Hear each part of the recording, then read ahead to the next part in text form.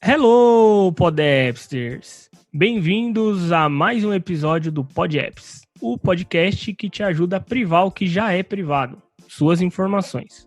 O episódio de hoje é patrocinado por SpodVPN, segurança, privacidade e anonimidade sem complicação. Seja você também um patrocinador ou um apoiador do PodApps em apoia.se/podapps ou no PicPay em picpay.me/podapps. Ou veja outras formas de apoiar o podcast em podapps.tech/apoie. E eu quero agradecer a todos vocês que deram feedback quanto ao novo site. Eu juro que eu não vou mais mudar todo o layout do site de novo tão cedo.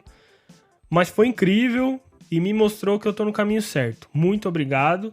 E para quem não tá no canal do Telegram, não faz ideia do que eu tô falando agora, dá uma olhada lá em podapps.tech para ver como ficou o novo layout. É uma tecnologia aí que vai ser tendência chamada neomorfismo.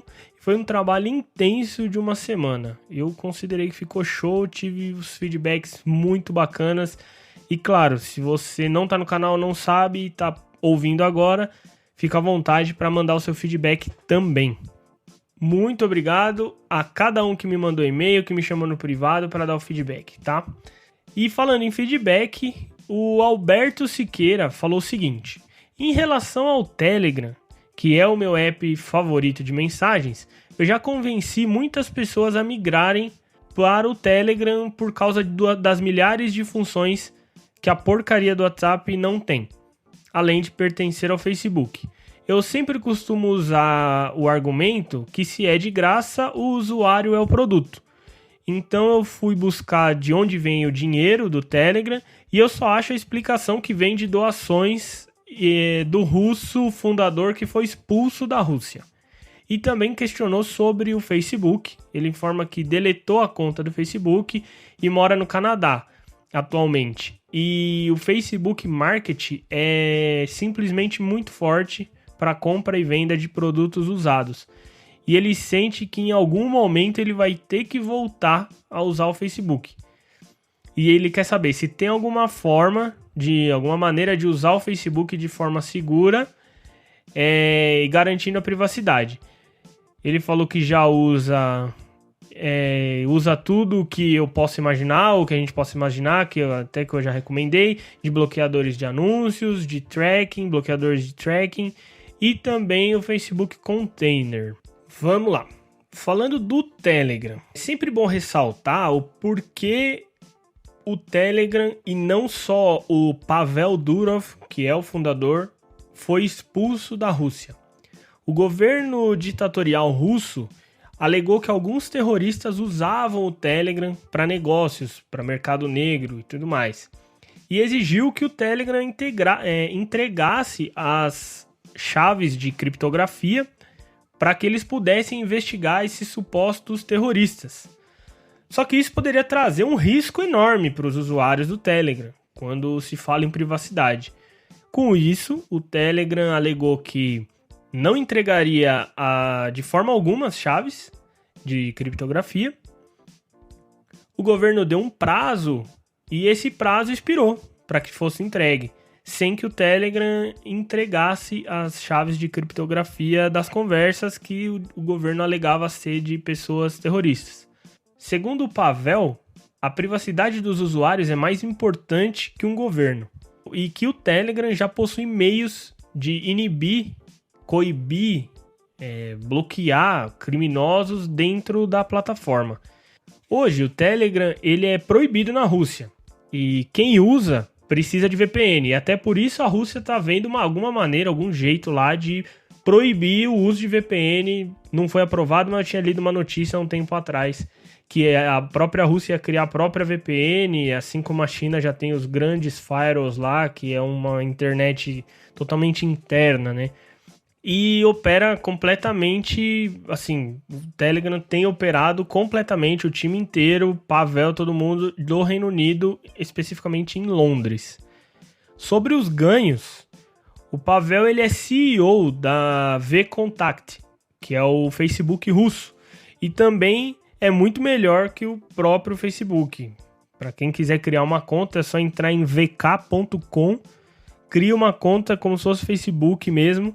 E, cara, até em recursos ela é muito melhor que o Facebook. Ela tinha uma biblioteca de música, foi proibido depois, a App Store proibiu porque categorizava pirataria, porque até Charlie Brown eu cheguei a escutar dentro dessa rede social.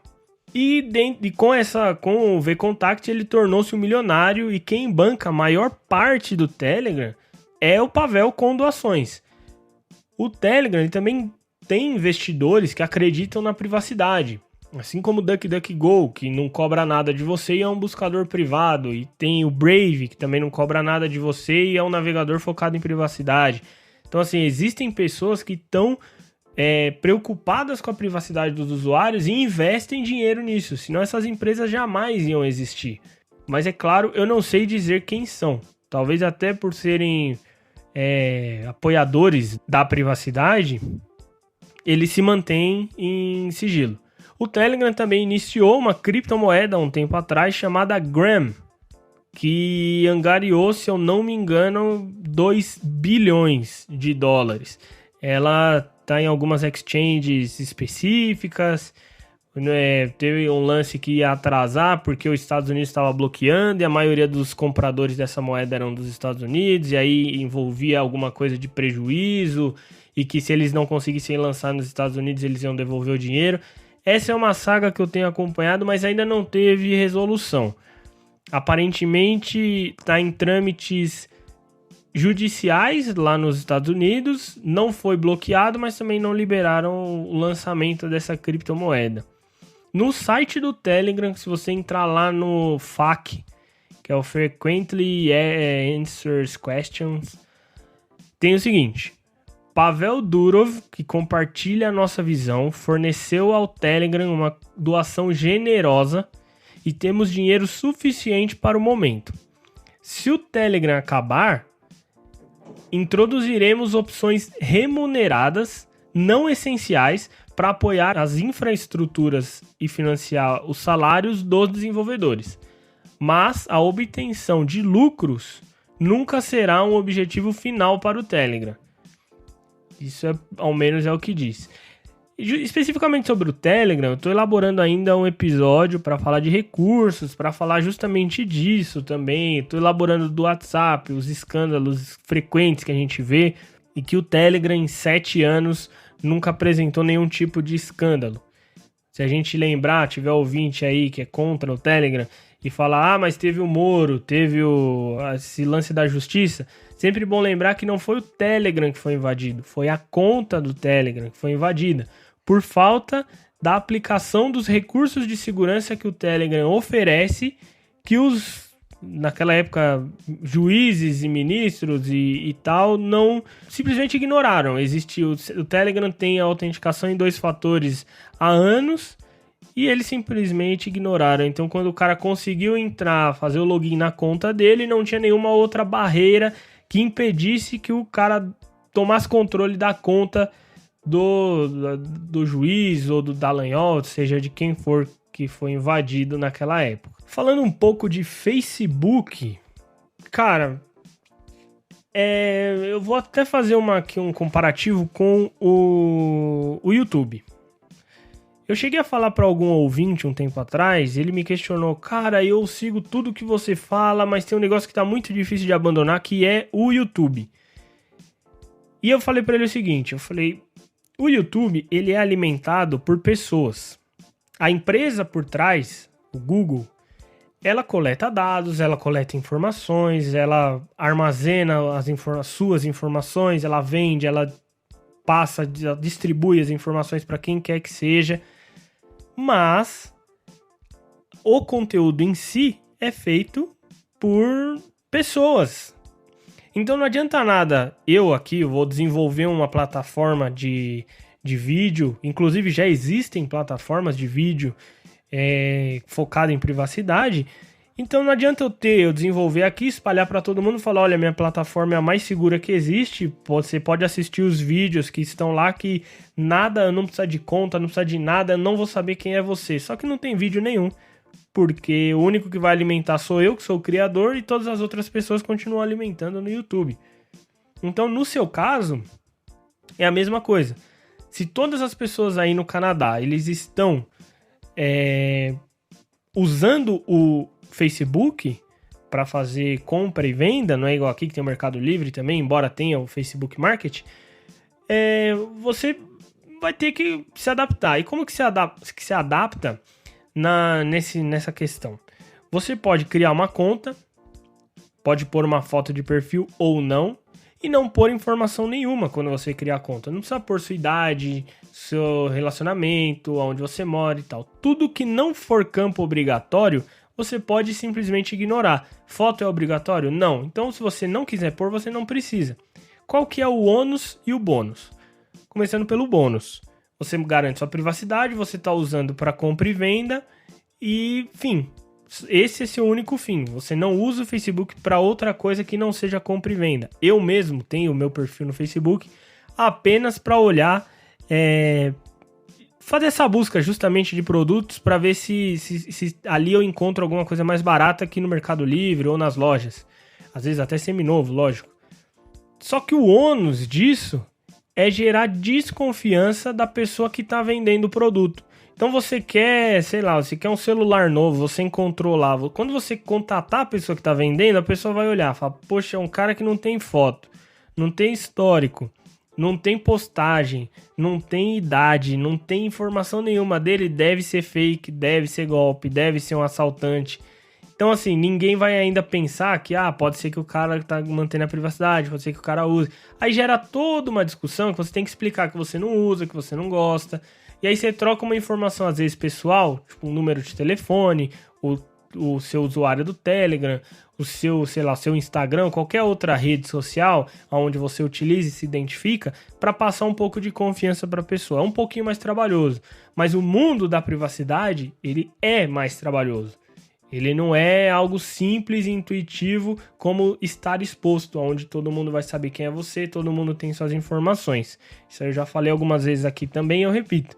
Se você está entrando nesse mundo, se você se interessa, se você quer garantir a privacidade dos seus dados, se você quer abandonar o Google, quer abandonar o Facebook, as suas buscas serão mais complicadas, as suas buscas não serão tão direcionadas como as que você hoje faz no Google. Então, só um modo de dizer que assim, é um pouquinho mais trabalhoso, mas depois que você se acostuma, você vai tirar isso de boa, vai tirar de letra aí. Aí quando você voltar um dia para usar o Google, você vai até se espantar e falar assim, nossa, é tudo tão fácil aqui, né? Porque não tem privacidade nenhuma. Beleza? E o assunto que eu tenho para tratar hoje com vocês, eu não podia ficar de fora. Tá todo mundo aí falando de videoconferência, escândalo e tal, e eu venho aqui trazer para vocês algumas informações referentes à privacidade e alguns aplicativos, alguns recursos aí para você utilizar para poder fazer as suas videoconferências, suas reuniões de equipe e por aí vai. E quando a gente fala de videoconferência, a gente pensa no quê? Diretamente ao Zoom, que explodiu aí tanto em ações quanto em usuários ativos mensais, e ninguém esperava por isso. A partir disso, foi visto até que alguns especialistas encontraram uma porrada de brecha aí dentro do Zoom para referente à privacidade e tal. Eu vou até falar um pouco disso, mas vou deixar para falar para ele no final, só para não assustar vocês achando que toda videoconferência é assim também. Então, tirando o Zoom, a gente tem WhatsApp, Skype, Google Meet, Microsoft Teams, Jitsi e o FaceTime. E eu vou começar então com o FaceTime. FaceTime é propriedade da Apple. Consequentemente, pela Apple fazer todos os seus serviços de uma maneira fechada para um ecossistema Apple, você só consegue fazer videochamada com outro dispositivo Apple. Se você tem um iPhone e a outra pessoa que você quer fazer, seu cônjuge, seu parceiro, seu amigo, ele possui um iPhone também, ou um iPad, ou um Mac, você tendo o número do telefone ou um e-mail, o que tiver vinculado dele com o Apple ID, você consegue fazer uma videochamada com ele. Outro ponto legal do FaceTime é que você consegue fazer uma chamada em grupo de até 32 pessoas. Então a parte boa do FaceTime é poder fazer uma videochamada de até 32 pessoas. Então se você, normalmente, uma equipe de marketing, todo mundo trabalha com Apple. Então às vezes é muito interessante você utilizar o FaceTime. Um dos benefícios também do FaceTime é que ano após ano ele continua batendo o nível mínimo de gasto de dados. Então já fizeram vários comparativos com Viber, WhatsApp, FaceTime, vários outros de videochamada. E o FaceTime é o que consome menos. E a diferença, assim, a última vez que eu vi, 1 minuto de de videochamada do FaceTime, ele consumia mais ou menos de 6 a 7 mega. Contra o segundo colocado, se eu não me engano, era o Google Duo, já consumia de 11 a 12 mega. Então isso por minuto. Então assim, é uma qualidade boa, estável. Se você tem iPhone, iPad, Mac e vai falar com outra pessoa que também tem, considere utilizar o FaceTime ao invés de utilizar outras plataformas, um Zoom ou Google Duo ou WhatsApp, qualquer outro, até porque é uma criptografia de ponta a ponta, plataforma fechada, Apple focada em privacidade e tudo mais, então vale bastante a pena, compensa muito mais você utilizar o FaceTime na hora de for gravar, tá bom?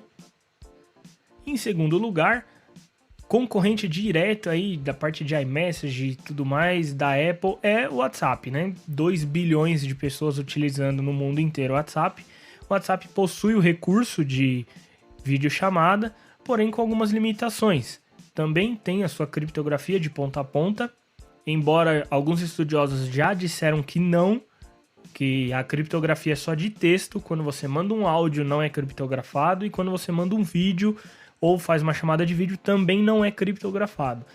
Sempre bom salientar isso para que vocês saibam que o WhatsApp não é 100% criptografia.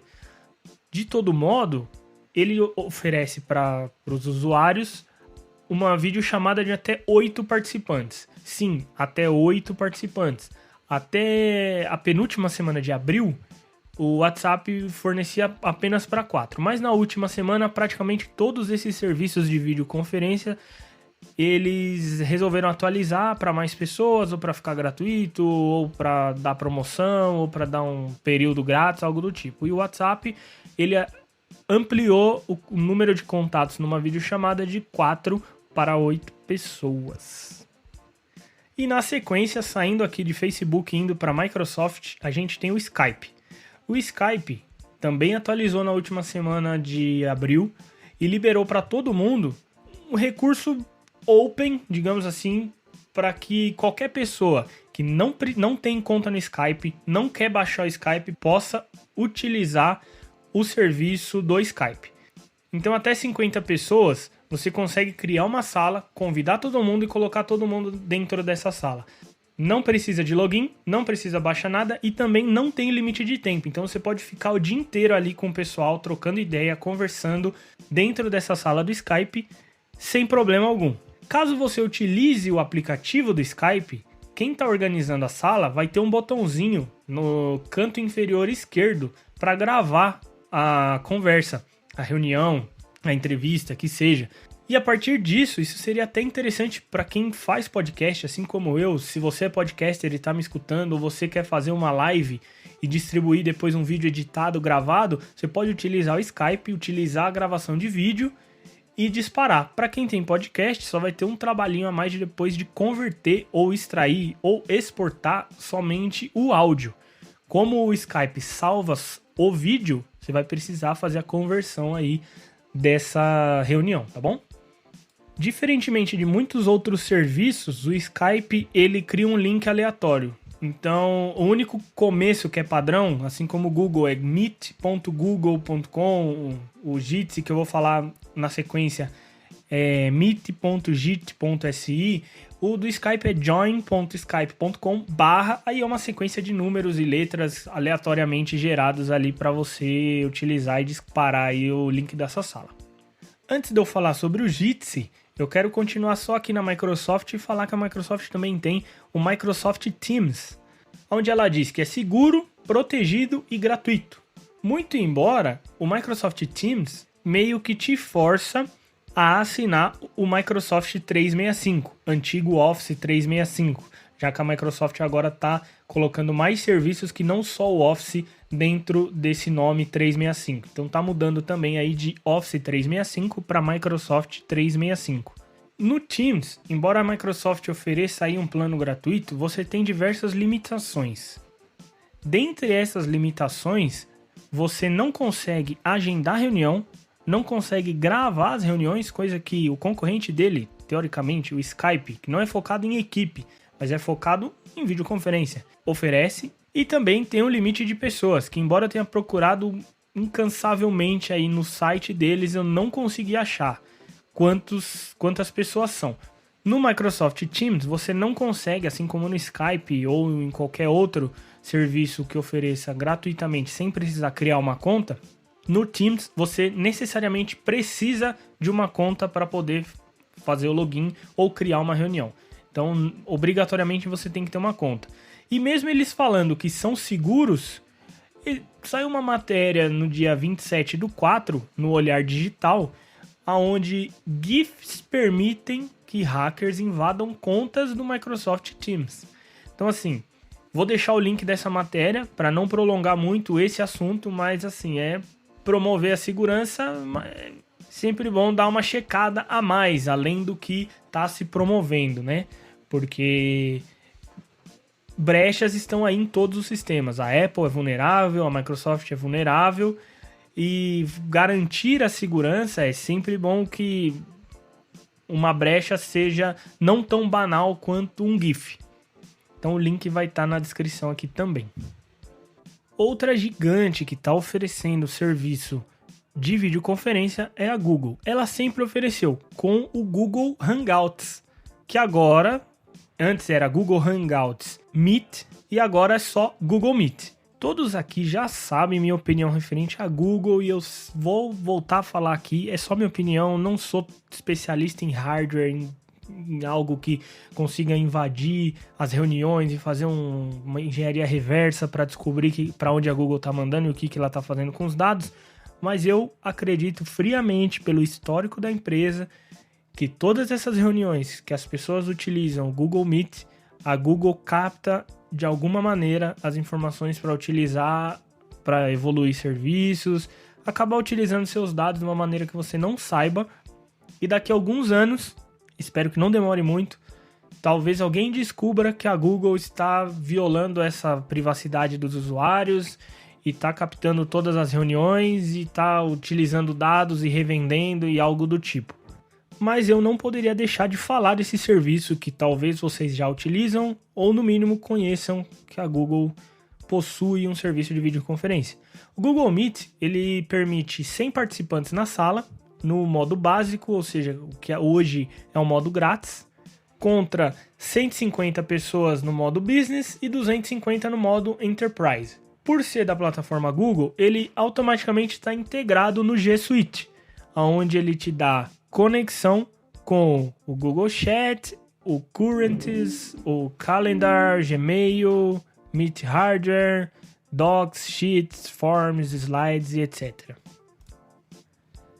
Eu não tenho muito o que prolongar aqui falando do Google Meet, apenas que ele era pago, com a explosão de usuários no Zoom, ele, para ser um concorrente forte, fazer as pessoas migrarem, já que é um nome conhecido, uma empresa conhecida, passaram a ser gratuito, mas minha opinião já está dada aqui e não recomendo utilizar o Google Meet. Eu vou deixar no final, vou falar no final o que eu realmente recomendo que vocês utilizem de todos esses serviços que eu estou falando aqui.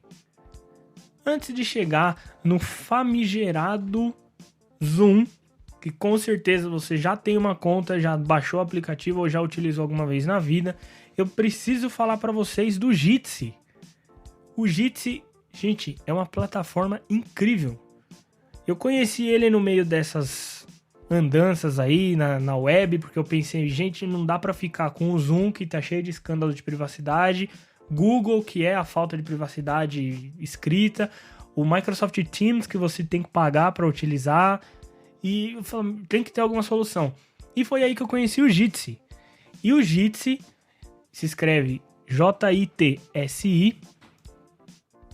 E o Jitsi, ele é uma ferramenta open source, onde todos os desenvolvedores, todos os curiosos conseguem baixar o código-fonte dele inteiro, avaliar se tem algum conteúdo, alguma linha de código maliciosa, para que você possa espalhar a palavra do Jitsi aí, ver se ele realmente é confiável ou não.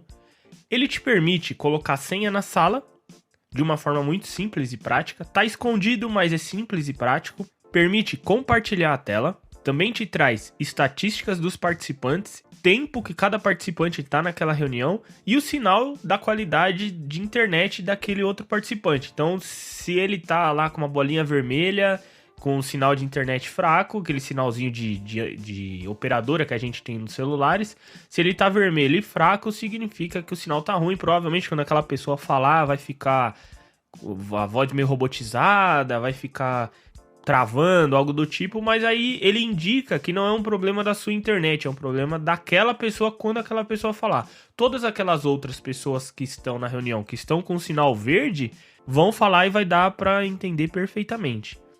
Ele também permite que você oculte a câmera e o microfone. Então você consegue ser só um espectador.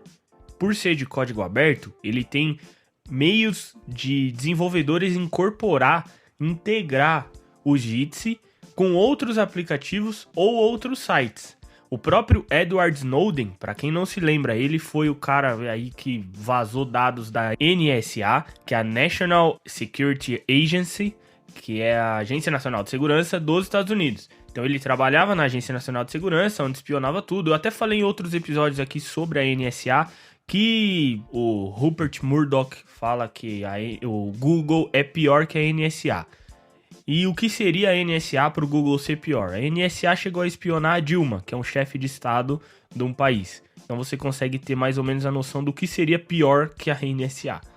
Então o Edward Snowden utilizou o domínio freedom.press, que é proveniente do próprio Jitsi. Então ele pegou o código-fonte do Jitsi e adaptou para que seja de um domínio dele, né? Então, para ver como é seguro e como é livre. Então, qualquer pessoa pode baixar e utilizar. Ele também permite fazer uma live diretamente no YouTube. Você inicia o Jitsi, marca a opção lá para iniciar uma live e automaticamente você tá disparando o que tá passando no Jitsi pro YouTube. E também ele grava a reunião. Você marca a opção. A única questão da gravação é que como você pode estar rodando pela web e você só consegue gravar pela web, se você tiver no mobile, iOS ou Android, você não consegue. Então, como ele grava pela web, você precisa ter uma conta no Dropbox, que ele vincula direto e ele faz o upload direto pro Dropbox. E tô falando muito dele aqui porque assim, eu falei lá no canal no Telegram e repito, eu tenho utilizado com a minha equipe diariamente. A gente chegou a passar já 12 horas dentro dessa sala do Jitsi, justamente porque ele não tem limite de tempo. É uma conexão estável, fluida, não dá delay, não dá lag, não derruba o participante, não tem limite. E quando a gente fala também em limite, muitas pessoas aí tá se perguntando qual que é o limite de pessoas. Eu procurei incansavelmente e eu não encontrei. Procurei em fóruns, procurei no código-fonte, procurei no próprio site, no FAQ e não encontrei. O que deu a entender, até mesmo nos comentários do fórum, é que o Jitsi permite um número ilimitado de conexões. Inclusive, tem um review do Jitsi no próprio blog lá, que chegou a ter 1000 participantes numa conexão de 500 kbps, kbytes por segundo.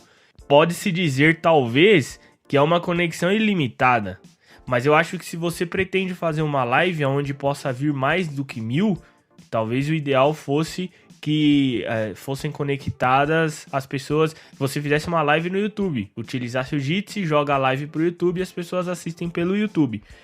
É uma sugestão. Porém, não existe o limite de pessoas. Diariamente, com a equipe que eu trabalho, a gente faz com 6, 7 pessoas no máximo. Mas eu já fiz um aniversário em meio a essa quarentena de Covid-19, onde participaram 16 pessoas. Então é algo e é um aplicativo que você deve considerar como prioritário. É um aplicativo que eu recomendo. De todos aqui que eu falei, utilizem o Jitsi, tem aplicativo para mobile, tem versão web, então utilizem bastante o Jitsi e vejam o que vocês acham. E finalmente chegamos no Zoom, famigerado Zoom. Vamos lá, então por que eu deixei ele pro final, né? Porque se eu começasse falando do Zoom, que é o que todo mundo deve estar conhecendo agora, provavelmente as notícias que eu vou passar aqui para vocês poderiam assustar do modo geral, como são as videoconferências, todos os riscos que ela tem. Então, é bom sempre deixar o pior pro final, porque aí você já sabe que existem alternativas, que provavelmente essas alternativas são melhores, e que atualmente o mais conhecido não é o melhor, do tão melhor assim. O que acontece? O Zoom, ele foi uma das plataformas mais requisitadas e que mais cresceu nesse âmbito de videoconferência último mês, digamos assim, já que todo mundo foi para home office e precisava se reunir com as equipes. E quais são os recursos do Zoom?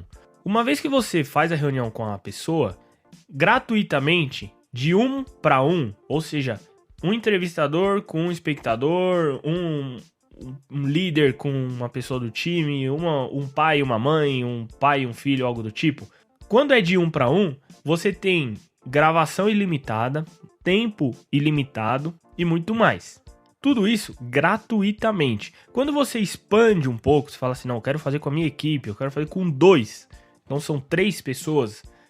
Aí já parte 3 ou mais, tá? Aí já parte um pouco para a questão que compensa ser pago, porque aí você já tem um limite de tempo, que é de 40 minutos. Então, às vezes, para uma entrevista, 40 minutos não é o suficiente. Então, ele meio que te força a assinar lá o plano mensal dele para que você utilize todos os recursos do Zoom de forma gratuita. Se você entrar no site do Zoom, você vai ver que ele oferece dos recursos suporte até 1000 participantes e 49 pessoas na tela.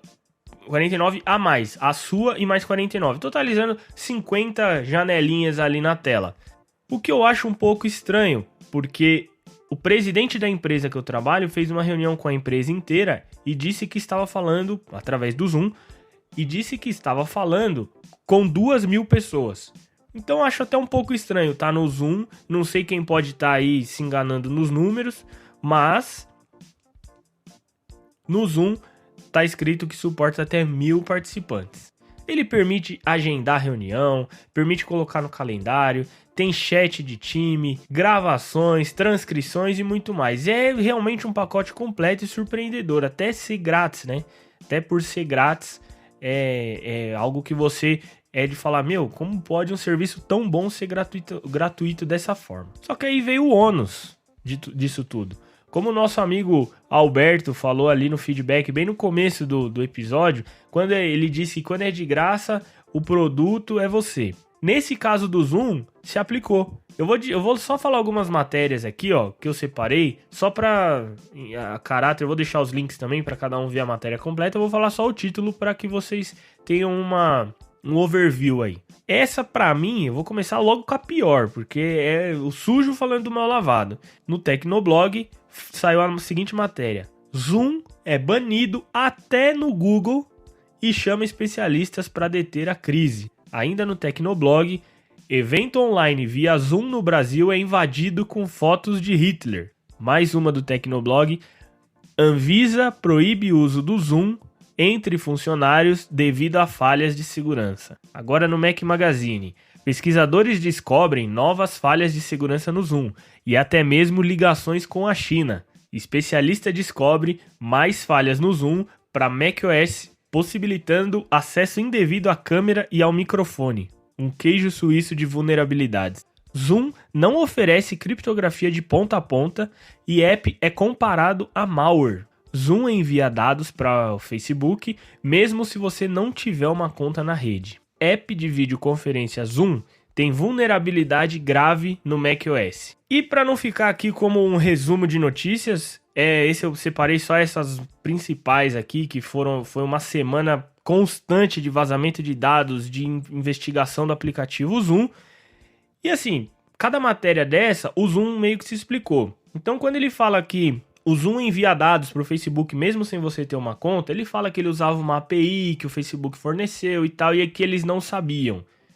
Muito do que se fala também sobre a invasão das reuniões do Zoom, muito foi por erro de usuário, que quis compartilhar nas redes sociais, olha, estou tendo reunião com a minha equipe, tirava um print da tela e ia com aquele código único da reunião do Zoom para a rede social inteira ver. Então qualquer um ia conseguir realmente acessar o próprio Zoom, acessar aquela reunião em si, ainda mais se não tivesse senha. A boa notícia é que recentemente o Zoom lançou a atualização 5.0, onde o próprio presidente da empresa veio a público dizer que eles estão comprometidos a não inovar mais até corrigir qualquer vulnerabilidade encontrada no sistema. E todas essas mencionadas, ligação com a China, acesso sem senha, envio de dados para o Facebook, vulnerabilidades no macOS, no iOS, no Android e muito mais. Em resumo, o Zoom é uma excelente plataforma com excelentes recursos,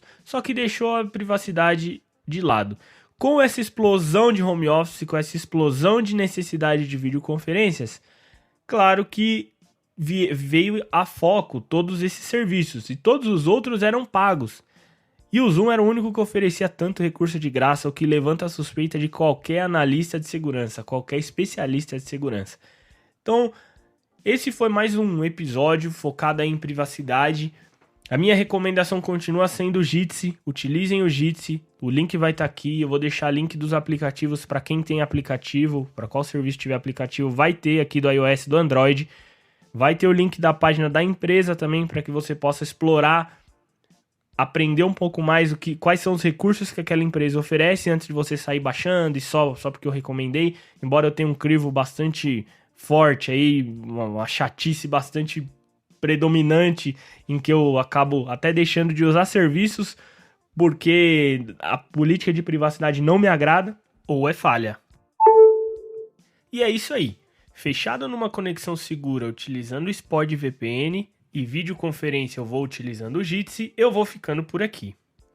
Para falar comigo, você sabe, @Gustavo Saez no Twitter e no Telegram.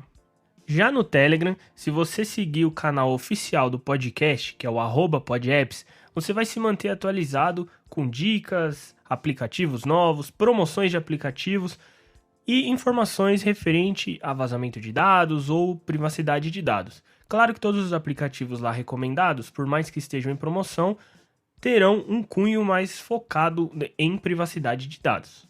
Acesse também o site podapps.tech e nele você tem um grande compilado de informações sobre privacidade, tem seção com todos os aplicativos já citados e alguns que nunca vieram aqui ao ar, mas merecem um destaque lá na página de aplicativos e, claro, todos se preocupam com a privacidade dos usuários. Tem uma seção também dedicada a informações referentes à LGPD, que é a Lei Geral de Proteção de Dados, focada no titular, que é você, que sou eu, que são todos, e não especificamente nos profissionais de proteção de dados. Tem a página com todos os episódios, uma página totalmente reformulada, página de patrocínios e muito mais.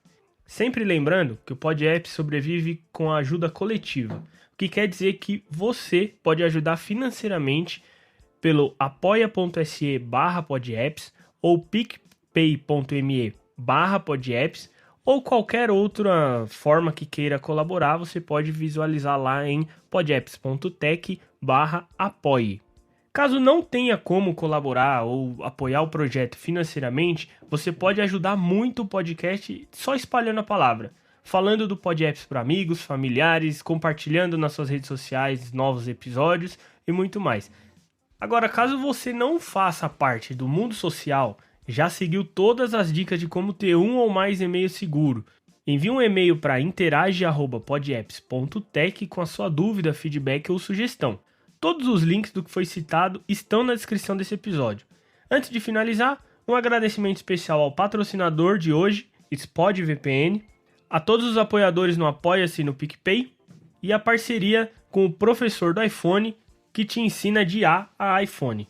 No site do professor você tem dicas de como fazer e muito mais. Siga o @professor do iPhone no Instagram e o spod_br no Twitter.